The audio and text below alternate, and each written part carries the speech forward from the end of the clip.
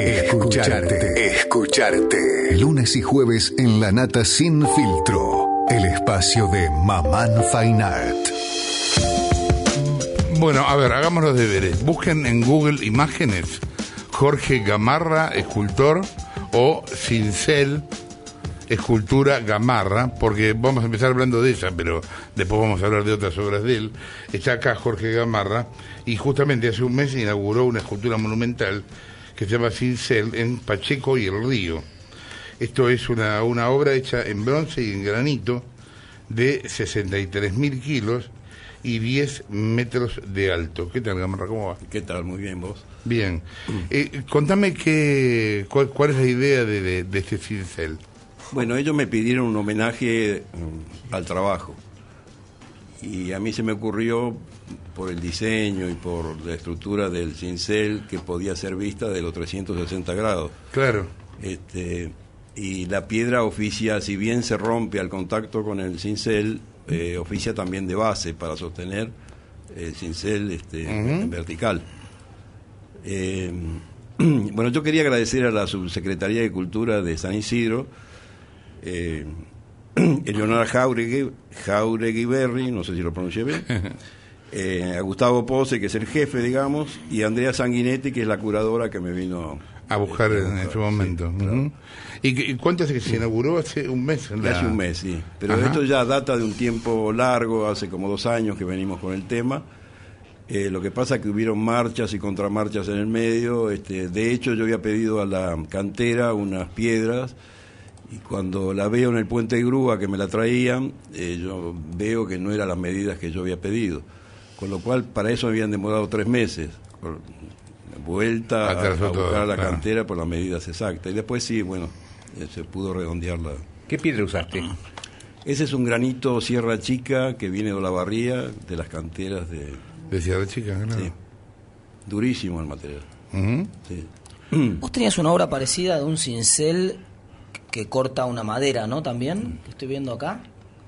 Que corta... no, es un clavo, es como un clavo gigante. Eso está en la Cancillería, sí, es un clavo que está penetrando una madera y que la abre con el contacto. ¿Sí? Claro.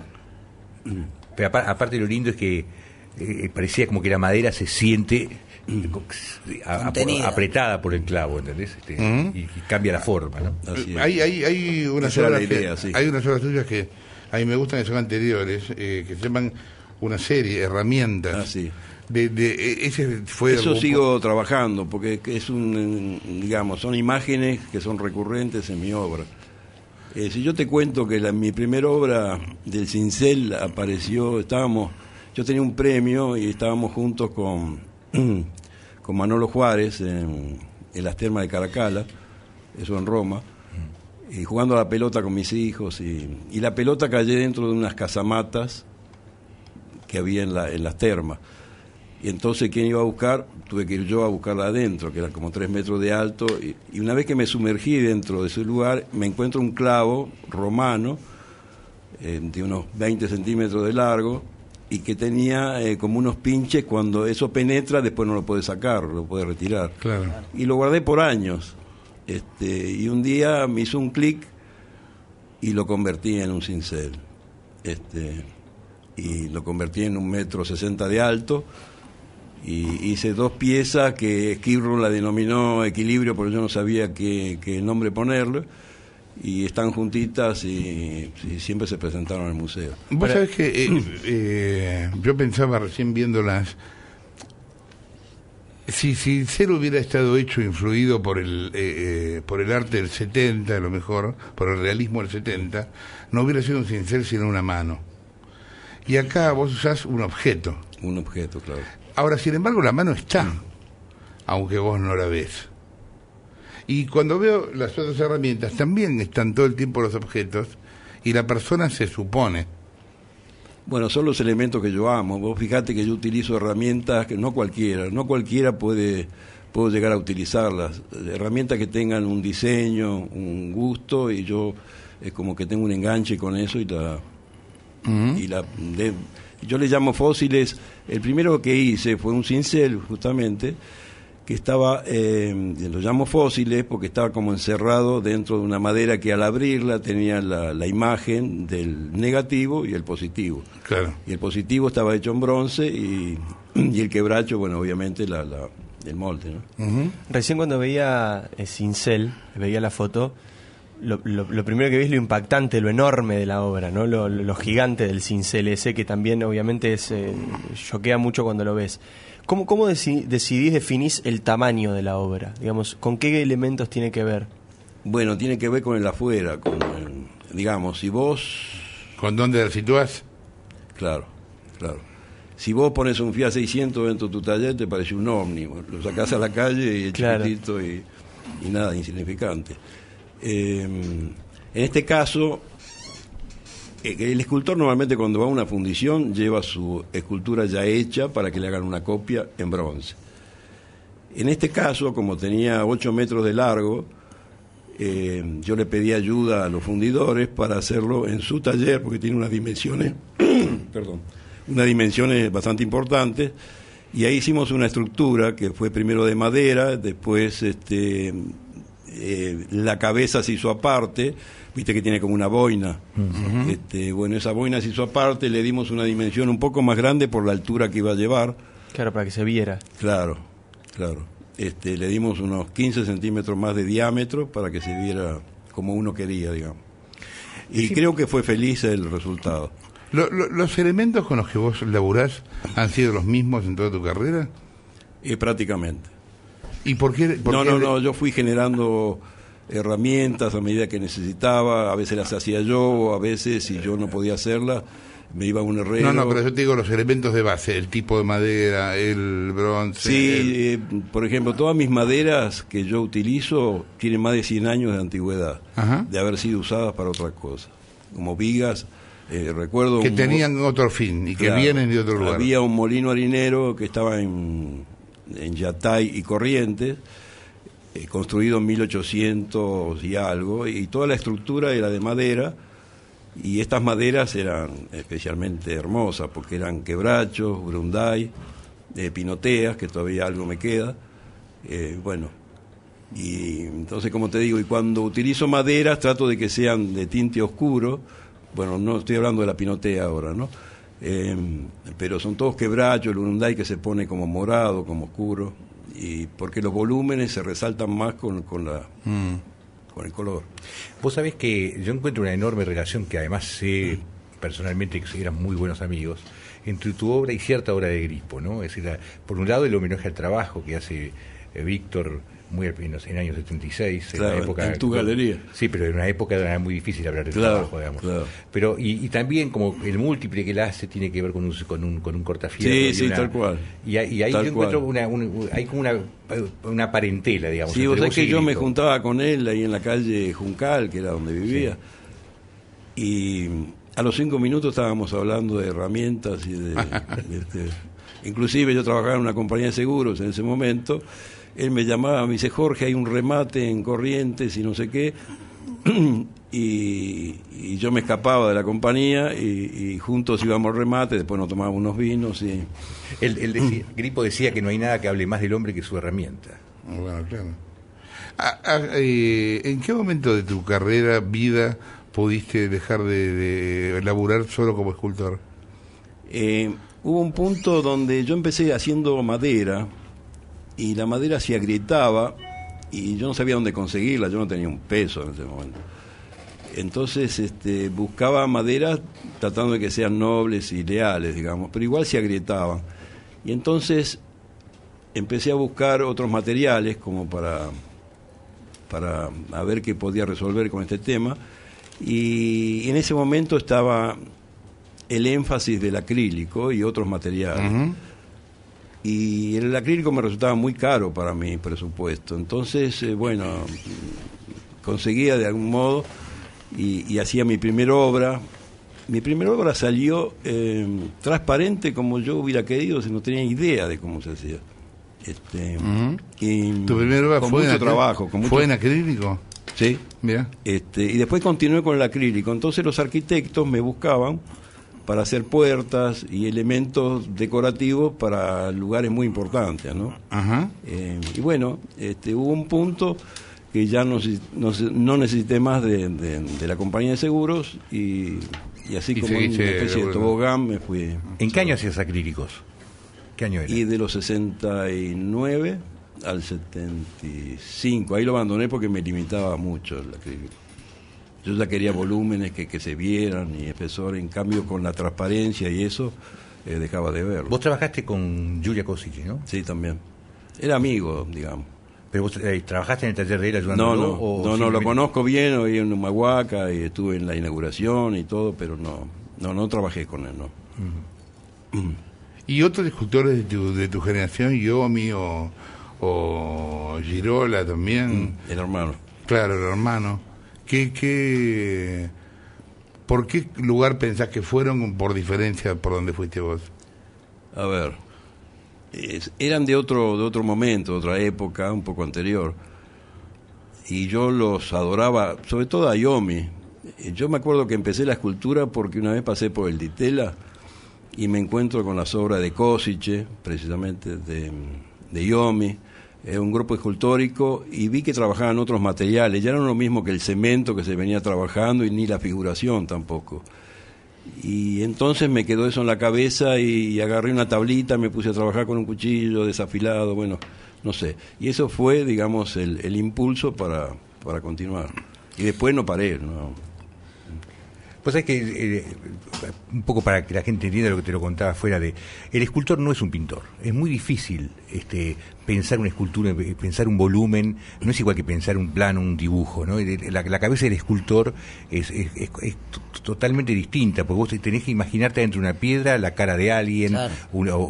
cómo, por dónde entrar, cómo llegar al lugar. Vos estás sacando lo que sobra, pero... Bueno, esa era la frase de Miguel Ángel, Sí, ¿no? Que pero decía, es "Yo muy, saco lo que pero mueve". es un pensamiento, y hay muchos escultores que no tienen pensamiento escultor ni visión de escultor, ¿no? Entonces, y lo que tiene Gamarra, que se ve, apenas ves una obra de él, es que el tipo tiene eso, y aún en objetos que parecen que agarró un clavo y le puso, igual ahí siempre hay una visión escultórica que es notable que tiene Gamarra, que era una de las cosas que también Grippo admiraba de Gamarra, ¿no?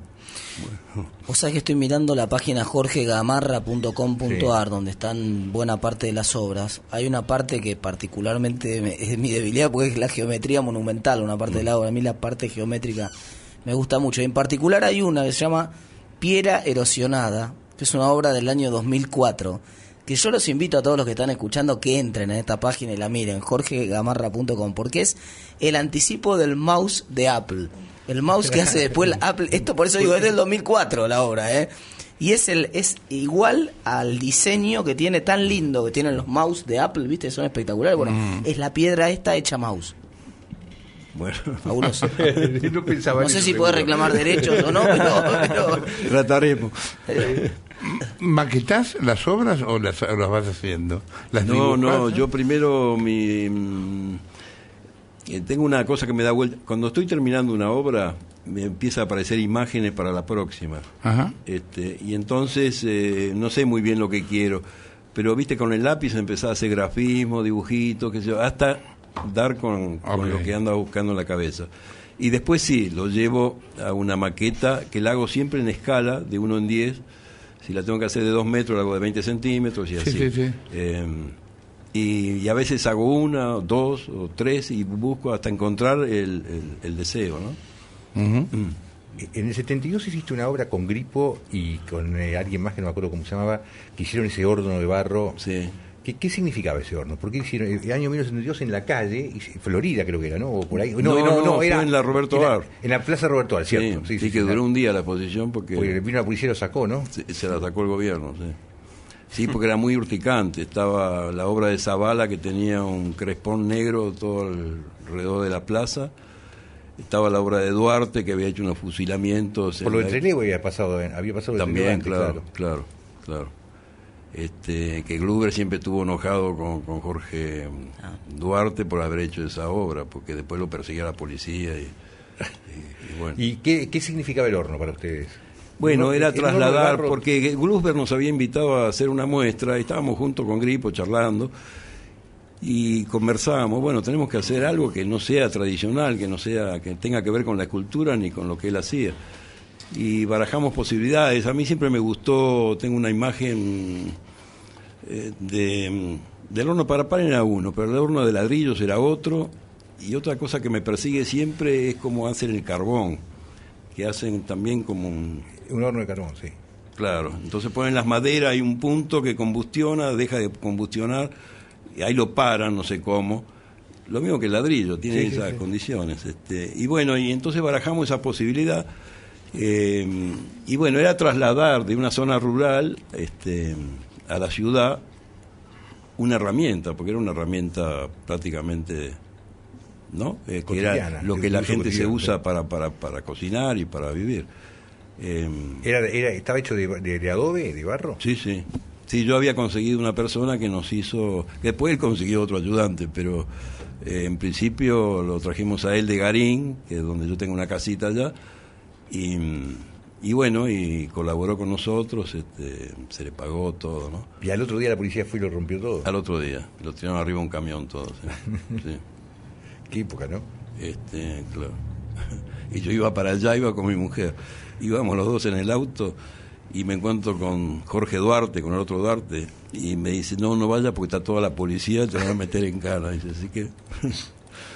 Yo creo que debe haber sido la primera vez en Argentina, esa época, no solamente porque en ese momento también se prohibió en el Museo de Bellas Artes la obra de Santa María, que era ¿cómo se llama? La Picana. La Picana, claro. Pero en esa época se empezaron a prohibir obras de arte, una cosa que no había pasado hasta ese momento, ¿entendés? Ganaron el premio, pero no lo pudieron cobrar nunca, ni nunca lo exhibieron tampoco. Claro, ganó el gran premio de honor y no pudieron cobrar. Santa María sí que era un tipo del PC, de WhatsApp. Claro, que se fue a España enseguida, porque... Pero después también eso quería preguntarte, cuando después empieza nuevamente la dictadura, ahí nosotros nos conocimos más o menos en esa época, y había que... No, nosotros nos conocimos en el 76, en tu galería. Eso, sí. Y a partir de ahí, para un artista que quiere expresarse con libertad y con todo, empieza a vivir un mundo distinto, supongo, durante esos años, ¿no? Sí, sí. ¿Cómo fue tu vida ahí? No era mi caso, pero sí, en caso de muchos estaban muy, muy regidos por lo que pasaba, entonces no podía no usar la palabra, explayarse con la idea que tenía, porque no. ¿Y vos por qué decís que en tu caso estabas más aislado? No estaba aislado, pero mi obra no tenía que ver con una cosa muy, muy urticante. Claro.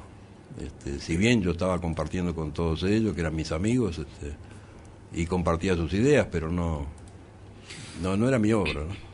Uh-huh. Vos te educaste en una escuela técnica, ¿verdad? Sí. ¿Eso tuvo alguna influencia en tu carrera o era previa a tu pasión por la escultura? Y fue previa, claro, porque me dio la manualidad. No solo eso, sino que mi mamá a los 12 años me mandaba a trabajar, entonces vivía en talleres, era como un cadete, iba a comprar los cigarrillos a los oficiales, y entonces es muy importante eso, fíjate que eso se dejó, y a veces no te pagaban y a veces tenés que pagar vos, no era mi caso, ¿no? Pero digamos, vos con el ojo ibas viendo lo que hacía el oficial con su trabajo. Yo hago cosas ahora, o he hecho cosas que nunca las había hecho, pero sí que las había visto en su momento, de chico. Y ya cuando tenés el oficio, digamos, podés resolverlo. Vos por ahí convivís con un pedazo de madera que lo tenés años y años y años, lo vas mirando hasta que un día decís, ahora agarro esa madera, ¿no? Sí, a veces no me pasa nada y quiero que me pase, y el clip no. Ahora estoy por empezar una obra que era un mástil de un... ¿Y qué pasa cuando la madera adentro tiene algo y te caga la obra? ¿Un mástil de qué, no? Un mástil de un velero que era de pinotea, que tiene 6 metros de largo y es muy delgadito, es cilíndrico. Sí. Es cilíndrico y cónico, digamos, y en la parte mayor debe tener 13 centímetros, 14. Yo quería utilizar todo el mástil y no le encontraba la forma de hacerlo, de hacer que todo eso, porque no había nada que me gustara. Y ahora encontré una forma que en cualquier momento, cuando termine de hacer otra cosa, arranco con eso. ¿Qué forma? Y no, son una especie de espirales que recorren todo el mástil, que es de pinotea, que es una madera que no sé la cantidad de años que debe tener, porque era un mástil de un velero, No sé los orígenes, pero... ¿Nunca te pasó que agarraste una madera que parecía perfecta y, Sí. y se te arma un lío? ¿Y cómo lo resolves? Sí, muchas veces. Y por ahí lo abandonás, sí. Sí. Sí. El guayacán tiene esa cosa. El guayacán es una madera tan dura como el quebracho. Y adentro, cuando lo venís cortando, por ahí te encontrás con un hueco impresionante. Y estuviste laburando 2 meses para llegar Claro. a un agujero. una Muchas grieta. veces no me pasó, pero... Sí, le puede pasó, pasar. sí. ¿Estás haciendo alguna muestra ahora en algún lado, Gamarra? No, terminé una retrospectiva el año pasado en OSDE y quedé vacío después de por el esfuerzo, en serio, quedé en blanco. Sí, claro. Y entonces ando recorriendo el taller de punta a punta, me doy vuelta. Viendo cómo seguís. Claro. Bueno, al principio está tu página, ¿no? Que es Jorge Gamarra Comar. Y después, pues, si quieren ver obra de Gamarra, vayan a ver el cincel. Claro. ¿Dónde está de vuelta el cincel? Eso Que no- está en Pacheco y el Río, en San Isidro. Pacheco, para aquellos que no conocen, está en la bajada calle de Paraná, que es la muy famosa conocida. bajada de Pacheco, claro, claro. En la calle Paraná y Libertador, de ahí Claro. para abajo. Íbamos a tomar sol ahí, sí. Claro. En vez de ir al ancla íbamos a... Jorge, gracias por haber estado acá. No, gracias a ustedes. Muchas gracias. Jorge Gamarra, Un señor. abrazo. Escucharte. El espacio de Mamán Fine Art para acercarnos al mundo del arte y descubrir a sus protagonistas.